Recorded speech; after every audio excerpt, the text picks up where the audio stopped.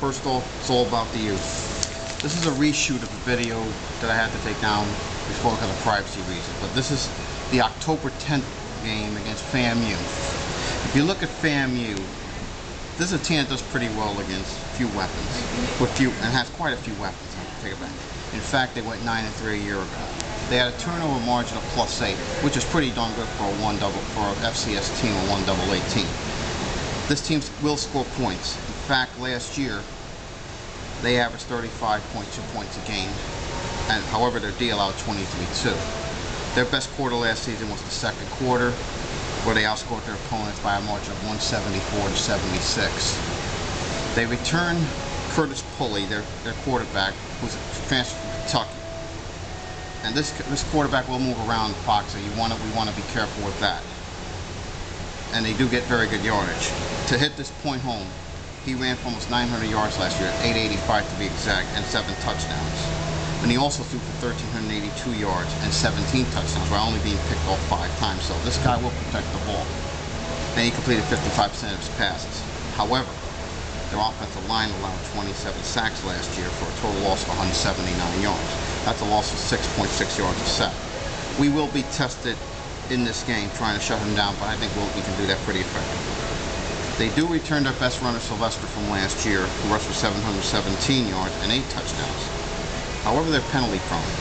Last year they averaged 67.2 yards in penalties, and when you want good field position, that'll kill you every time. But however, their defense is pretty stout, so we'll have to be a little careful of that, because last year, on third down, their opponents converted just 30% of the time in that situation. Defensively, though, they'll give up big plays, so you know we could probably score a lot of points this year. Okay, I think we need to be careful, because we need to be coming off a big win against OU or a heartbreaking loss.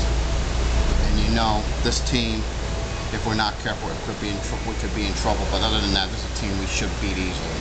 Not even a problem. I don't want to see a replay of the UCF game last year, where they absolutely murdered us, and we did everything but win the game.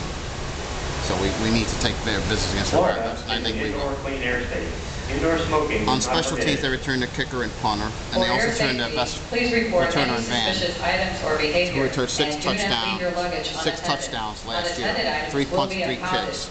Also, Pulley will return their kicks and punts too.